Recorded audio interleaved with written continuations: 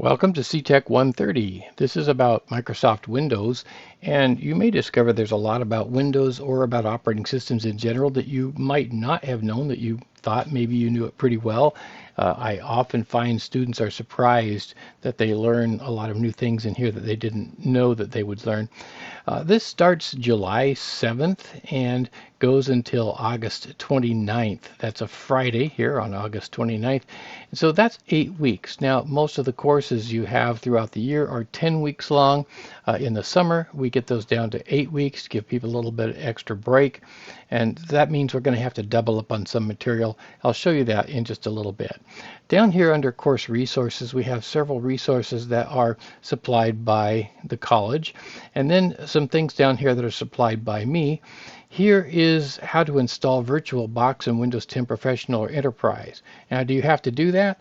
Not necessarily. You may be able to get through the entire course with Windows 11, but the instructions in the labs are written for Windows 10. Now, why do I do that?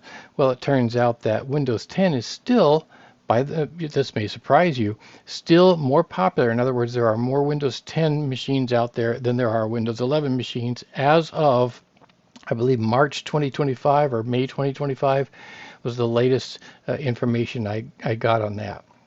So we still use Windows 10 Professional. Another reason I use that is that even if you own Windows 11, you can also you can make a virtual machine of Windows 10 if you need to in order to get something done. Also, notice that this says Professional or Enterprise. I find that many students are running Windows 11, but they're running Windows 11 Home, and Home Edition does not have some of the things that Professional or Enterprise does have. So, for example, group policy editing and joining domains and Hyper-V and so on are not in Home Edition, but you will find them in the Professional or Enterprise Edition. So in these instructions, if you go into these instructions, you'll find the steps, first of all, for discovering whether your machine is capable of running virtual machines. And then if it is, it'll take you through these steps on how to set it up. So step one, of course, just is about virtualization itself. And then as we go into step two, getting VirtualBox, step three, where's step three? There it is. Yeah, getting and installing VirtualBox is step three. Okay, step four, downloading an ISO file of Windows 10 Enterprise, and then finally installing that into VirtualBox. And then there is one more step that you have to take down here, and that is adding something called guest additions to make the virtual machine and your physical machine be able to work well together. So what a virtual machine is, by the way, is just an operating system that runs inside your operating system. In other words, it's a window that you open up and run another operating system inside a window in your regular Windows operating system. So that's what a virtual machine is, and you may want to play around with it. It's a good experience even if you find you don't need it for the course. All right, let's go back here now to the resources. This is a general discussion forum. This is where you can help each other. Say you have problems with a lab and somebody else has already done that lab or already been able to solve that problem. You can ask other students for help here. Often I find it's faster than waiting for me or trying to maybe set up a Zoom session or something where we have to get our schedules together. A lot of times it's just faster and easier if somebody else can help you. So I do encourage you to keep track of this forum. I do not read and submit to this forum. This is for you to talk to each other here.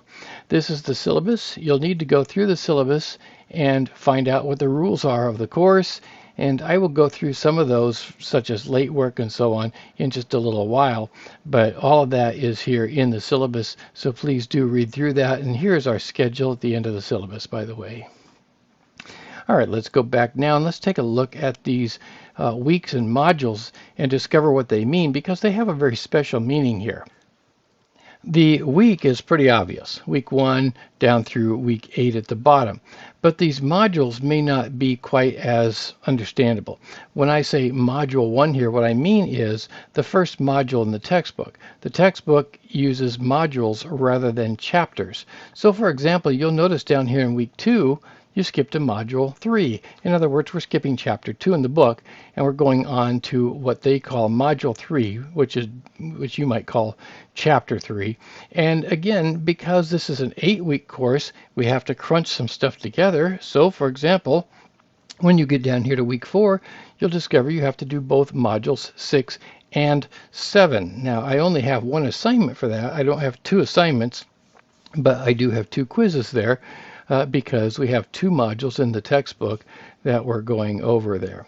So pay attention to the modules and realize that these modules are chapters in the textbook or modules in the textbook, whereas these refer to the week. All right, let's move on now to what these modules look like and what's in them. And here's where I'll also talk about things like late work and so on. You'll find these sections divided up like this.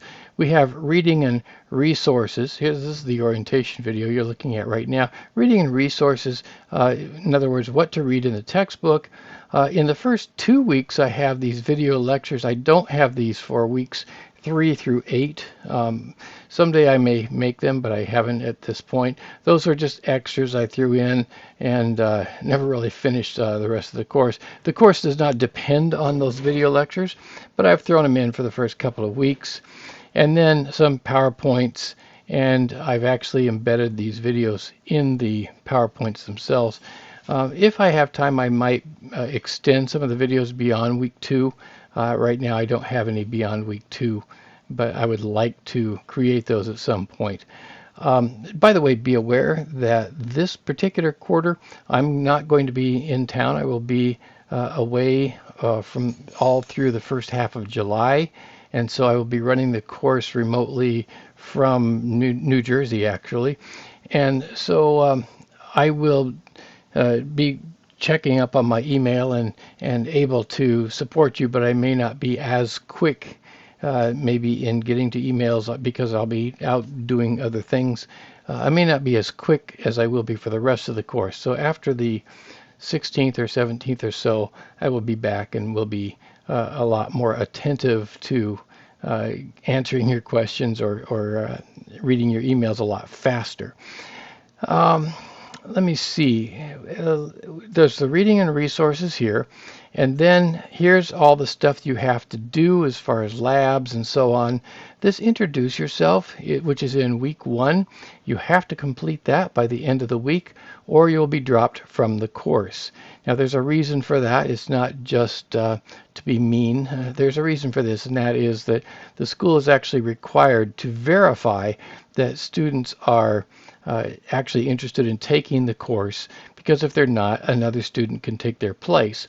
And also we have a problem with fraud, with people getting funding for a course and then not doing anything in the course. And this helps us sort of have a gate system that says, yes, I'm actually interested in taking this course. And so we are required to drop you if you don't do this by the end of the first week.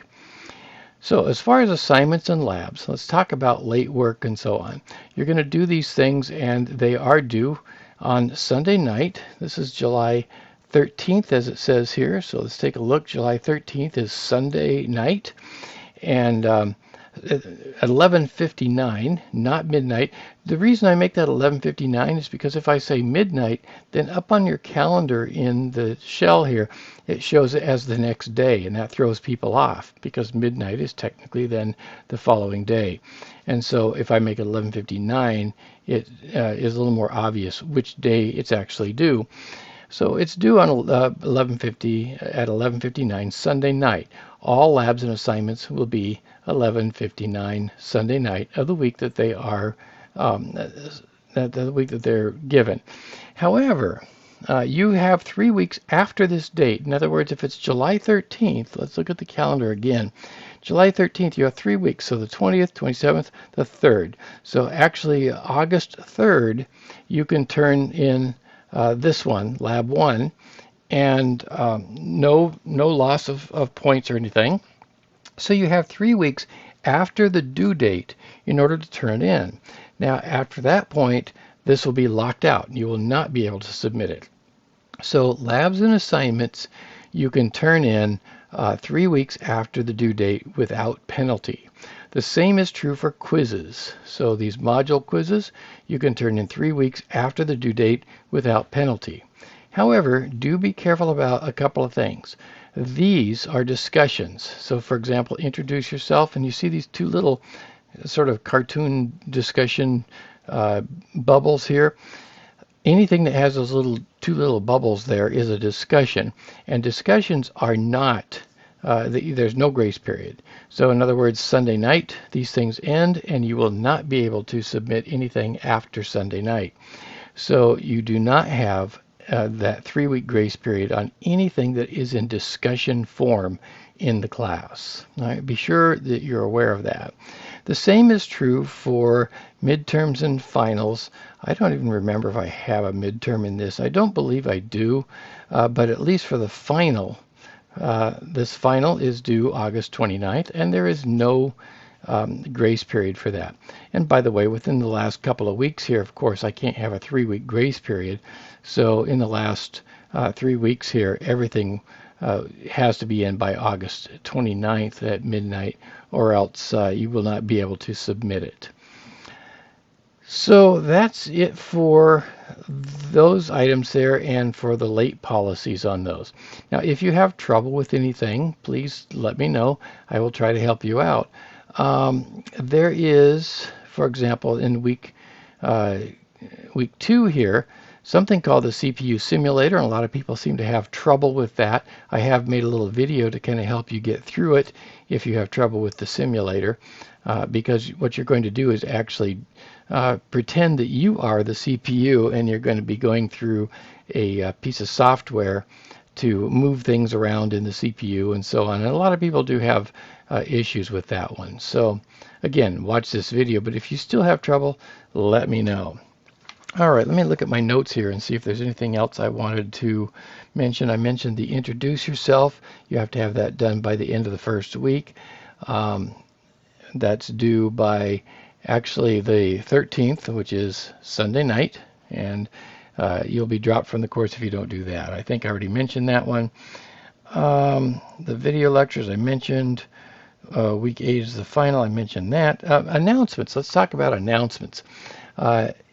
Any announcements that I put out here throughout the course, you'll want to be able to be sure to keep up on those, because sometimes they're time sensitive.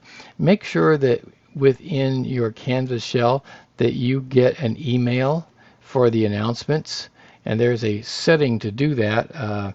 I don't remember where it is, but if you can't figure that out, let me know and I'll help you find it. But you'll want to make sure that you do get emails for any announcements that I make. I might make an announcement, for example, if I'm a little late grading something, I might put out an announcement that says, yeah, I'm a little late grading this week, or something of that nature. I will do that in the form of those announcements. If you need to get a hold of me, the best way, of course, is to simply email me. If you look in the syllabus here, you'll discover my email address is in there. Right here, rzimmerman@clark.edu. I do ask that you put in the subject line what class you're talking about. I teach more than one class at a time, and so it's hard for me to keep up on what class a person is talking about when they write to me, and then I have to try to figure it out and so on. So by all means, please put something in the subject line telling me what class you're talking about. This is all pretty standard fare here, 33% for quizzes, labs, and exams.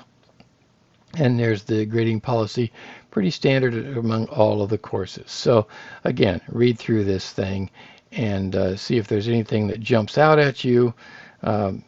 Please note that I can't make exceptions on missed work. In other words, I can't give you credit for something you haven't done. A good excuse for not doing something is not the same as having done it. One of my favorite sayings. All right, let's just cut it off here and have a good quarter, and let me know if you have any questions. Be sure to email me and I'll be happy to help you out. All right, bye now.